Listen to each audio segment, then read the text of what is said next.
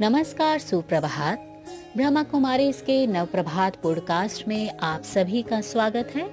आज पौष मास कृष्ण पक्ष की षष्ठी 25 दिसंबर शनिवार का दिन है। आज हम बात करेंगे एक ऐसी कहानी की जिसमें विज्ञान और आध्यात्म के वास्तविक स्वरूप को उजागर कर प्रस्तुत किया गया है। एक नगर में 4 भाई इकट्ठे रहते थे। चारों ने शिक्षा की प्राप्ति की। कई वर्ष तक कॉलेज और विश्वविद्यालय में पढ़ने के पश्चात एक भाई जीव शास्त्री और डॉक्टर बन गया।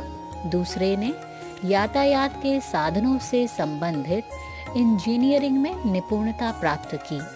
तीसरे ने इलेक्ट्रॉनिक्स में अद्वितीय प्रतिभा को प्राप्त किया और चौथे ने इन विषयों का भी सामान्य ज्ञान प्राप्त किया और अन्य कुछ विषय भी पढ़े।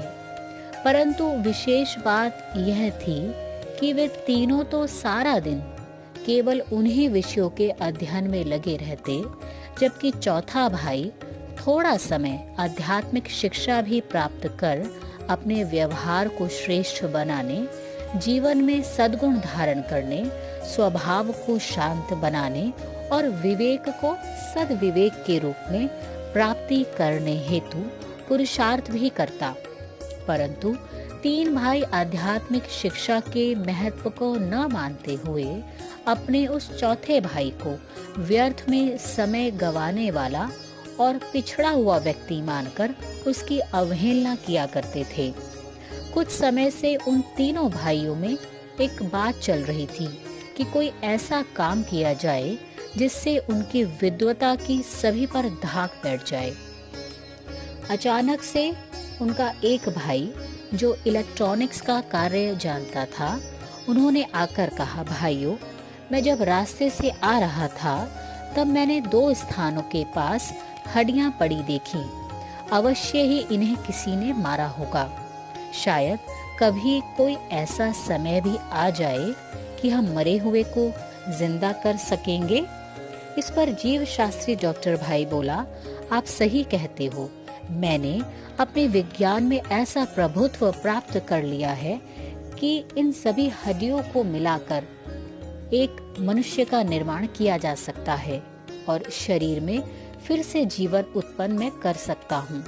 परंतु इन सब बातों के लिए कुछ यंत्र और साधनों की जरूरत पड़ेगी जो ऐसे इलेक्ट्रॉनिक्स तरीके से कार्य करें कि जिससे हम अपने वैज्ञानिक ज्ञान से यह असंभव सा कार्य भी संभव करके दिखा सके।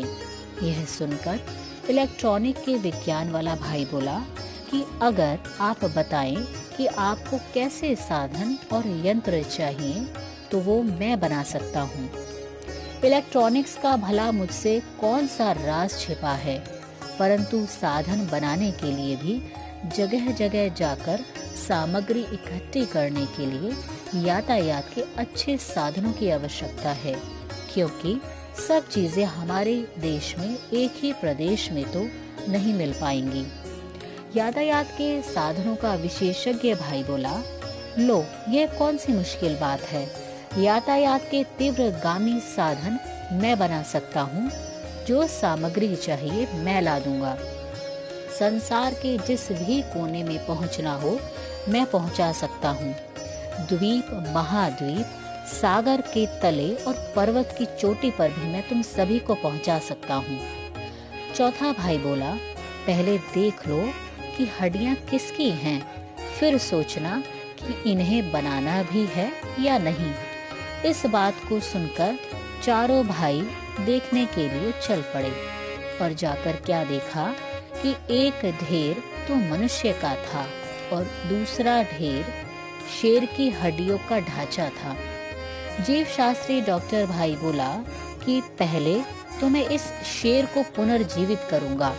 आध्यात्मिक भाई बोला, ना भाई, शेर बनाओगे तो सबसे पहले तुम्हें ही मार डालेगा, क्योंकि वो तो मांस भक्षी है ना, और नरसंहारी भी। वह कोई प्रेम और सहानुभूति की भाषा नहीं जानता। सभी ने मिलकर चौथे भाई को कहा, तुम चुप रहो, तुम कुछ भी विज्ञान की बातें नहीं जानते, केवल बातें ही करना जानते हो।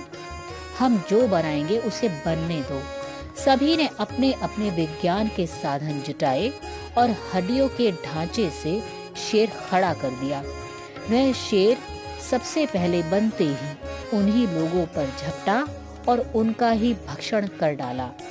अपने आध्यात्मिक भाई को तो उन्होंने पहले से ही वहां से भगा दिया था।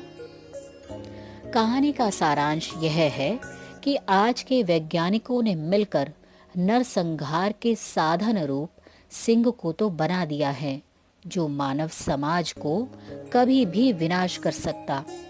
काश वैज्ञानिक अपने आध्यात्मिक भाई की भी बात सुन सकते और उसे अपने से अलग कर भगा न देते।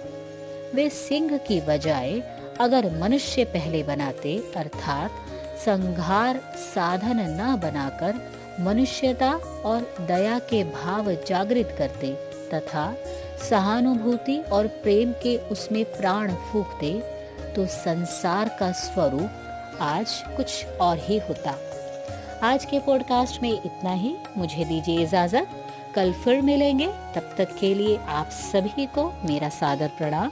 अपना ध्यान रखिएगा। ओम शांति।